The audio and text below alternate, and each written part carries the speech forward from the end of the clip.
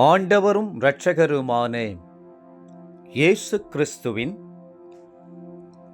ஈடு இணையற்ற நாமத்தில் அன்றன்றுள்ள அப்பம் வாசகர்களுக்கு எங்கள் அன்பின் வாழ்த்துக்கள். 2026 ஆண்டு ஏப்ரல் மாதம் 22ஆம் தேதி புதன்கிழமைக்குரிய தின தியானம். இன்றைய தலைப்பு ரட்சிக்கப்பட வேண்டும்.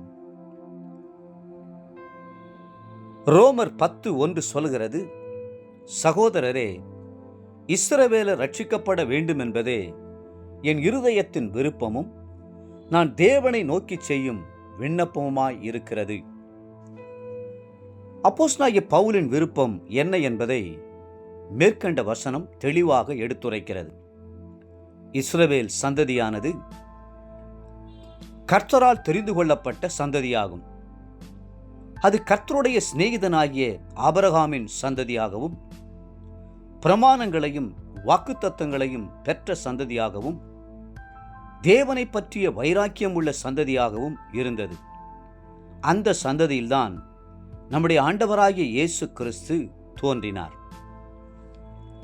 அவர்களுடைய வம்சத்தில் இரட்சகர் தோன்றியிருந்த போதிலும் அவர்களோ அவரை ஏற்றுக்கொள்ளவில்லை. அவர் தமக்கு சொந்தமானதிலே வந்தார், அவருக்கு சொந்தமானவர்களோ அவரை ஏற்றுக்கொள்ளவில்லை. யோவான் 1:11. யூதரில் இருந்துதான் ரட்சிப்பானது புறஜாதி ஜனங்களாகிய நமக்கு வந்தது. அவர்களில் இருந்து நமக்கு வேதம் கிடைத்தது. ஆனால் அவர்களோ இன்று இயேசுவை புறக்கணித்தவர்களாய் பாடுகளின் மத்தியிலே கலங்கி நின்று கொண்டிருக்கிறார்கள். அப்போஸ்தலனாகிய பவுல் புறஜாதியாருக்கு அப்போஸ்தலனாக தெரிந்து கொள்ளப்பட்டபடியினால் கிறிஸ்துவை பற்றி அறியாத தூர தேசத்தில் உள்ளவர்களிடமெல்லாம் சென்று கர்த்தருடைய வார்த்தைகளை பிரசங்கித்தார். கர்த்தர் அவருடைய கரத்தினாலே பலத்த அற்புதங்களையும் அடையாளங்களையும் செய்தார். ஆனால் அவரோ என் ஜனங்களாகிய இஸ்ரவேலர் ரட்சிக்கப்பட வேண்டும் என்பதையே பிரதானமான விருப்பமாக கொண்டிருந்தார். அதுவே அவர் தேவனை நோக்கி செய்யும் விண்ணப்பமுமாய் இருந்தது. தந்தை பெர்க்மன்ஸ் அவர்கள் ஒரு முறை, என் கத்தோலிக்க மக்கள் ரட்சிக்கப்பட வேண்டுமே, அவர்களுடைய கண்கள் திறக்கப்பட வேண்டுமே என்று கண்ணீரோடு கூறினார்.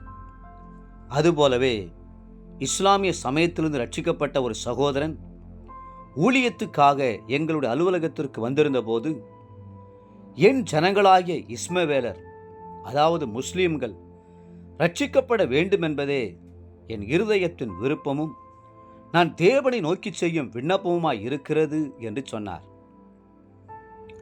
நாம் இஸ்ரவேல் ஜனங்களுக்காக ஜெபிக்க வேண்டும், கத்தோலிக்க மக்களுக்காக ஜெபிக்க வேண்டும், இஸ்மவேலருக்காக ஜெபிக்க வேண்டும். மட்டுமல்ல, இரட்சகரை அறியாத ஒவ்வொருவருக்காகவும் ஜெபிக்க வேண்டும். நாம் மாத்திரம் ரட்சிக்கப்பட்டு நம் பிள்ளைகளோ உடன் பிறந்தவர்களோ கர்த்தருடைய வருகையிலே காணப்படாமல் போனால் அது எத்தனை பரிதாபமானது.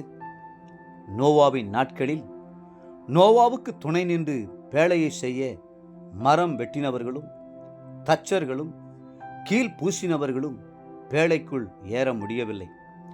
இதை கண்ட நோவாவின் உள்ளம் எவ்வளவாய் உடைந்து போயிருக்கும். தேவ பிள்ளைகளே, நீங்களும் உங்கள் வீட்டாரும் மட்டுமல்ல, உங்களுக்கு உதவியாயிருக்கிற அத்தனை பேரும் ரட்சிக்கப்பட வேண்டும்.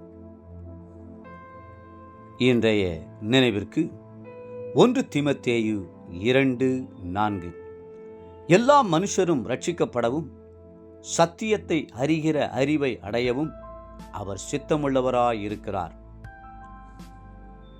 இன்றைய வேத வாசிப்பு காலை 2 சாமுவேல் 14 மற்றும் 15ஆம் அதிகாரங்கள், மாலை லூக்கா 17ஆம் அதிகாரம் 1-19ஆம் வசனம் முடிய. அன்புக்குரிய அன்றன்றுள்ள அப்பம் வாசகர்களே, மீண்டும் உங்களை வாழ்த்துகிறோம். எல்லோரும் ரட்சிக்கப்பட வேண்டுமென்று தினந்தோறும் கர்த்தரிடத்தில் விண்ணப்பம் பண்ணுங்கள், கர்த்தர் தாமே உங்களை ஆசீர்வதித்து மென்மேலும் உயர்த்துவாராக. ஆமென்.